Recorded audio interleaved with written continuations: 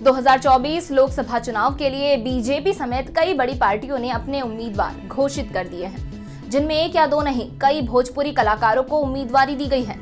ऐसा इसलिए क्योंकि बॉलीवुड कलाकारों की तरह ही भोजपुरी कलाकारों का भी देश की राजनीति में तकरीबन 2 दशकों से दबदबा रहा है। तो चलिए आज हम इसी विषय पर विस्तार से चर्चा करते हैं। जानते हैं कि अब तक कौन कौन से भोजपुरी कलाकार राजनीति में अपना दमखम दिखा चुके हैं, किसने कड़ी शिकस्त दी है तो कौन कड़ी चुनौती साबित हुआ है।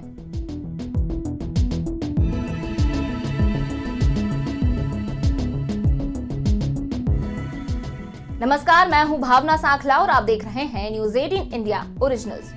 जब भी आप ऑटो रिक्शा, बस या ट्रेन जैसे पब्लिक ट्रांसपोर्ट में सफर करते होंगे तो आपको अक्सर भोजपुरी गाने सुनने वालों का एक तबका जरूर मिल जाता होगा।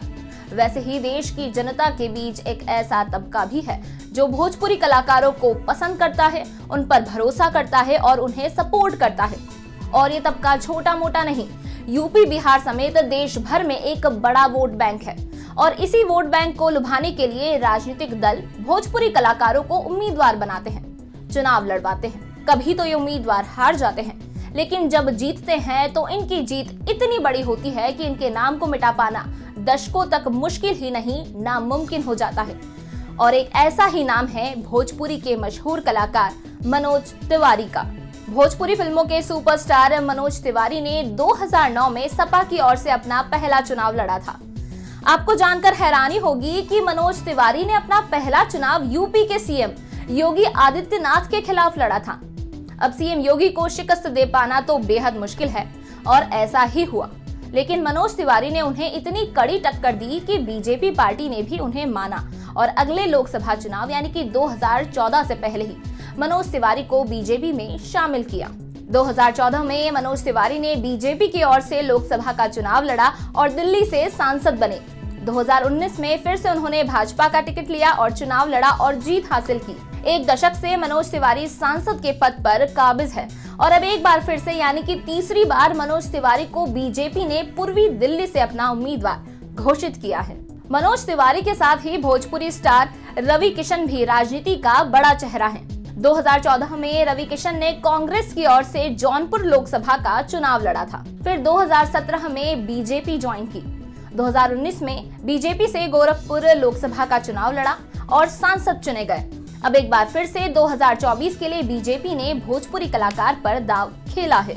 आपको बता दें कि मनोज तिवारी और रवि किशन की तरह ही भोजपुरी फिल्मों के कई सितारे हैं जिन्होंने चुनावी बिसात पर अपना खेल दिखाया है।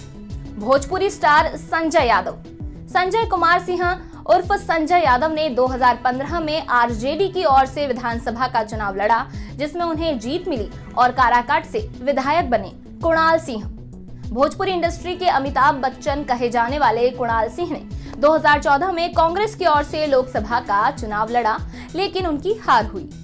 नगमा, हिंदी, साउथ और भोजपुरी फिल्मों की मशहूर एक्ट्रेस नगमा ने भी राजनीति में किस्मत आजमाई है। 2004 में उन्होंने राजनीति में कदम रखा था। 2014 में कांग्रेस की ओर से मेरठ लोकसभा का चुनाव भी लड़ा था। राकेश मिश्रा, भोजपुरी स्टार राकेश मिश्रा 2020 में बिहार विधानसभा चुनाव में उतरे थे। जन अधिकार पार्टी की ओर से शाहपुर विधानसभा का चुनाव लड़ा, लेकिन हार गए।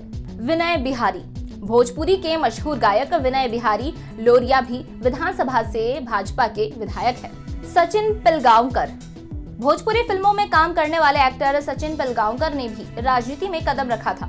वे राज ठाकरे के नेतृत्व वाली महाराष्ट्र नवनिर्माण सेना में शामिल हुए थे।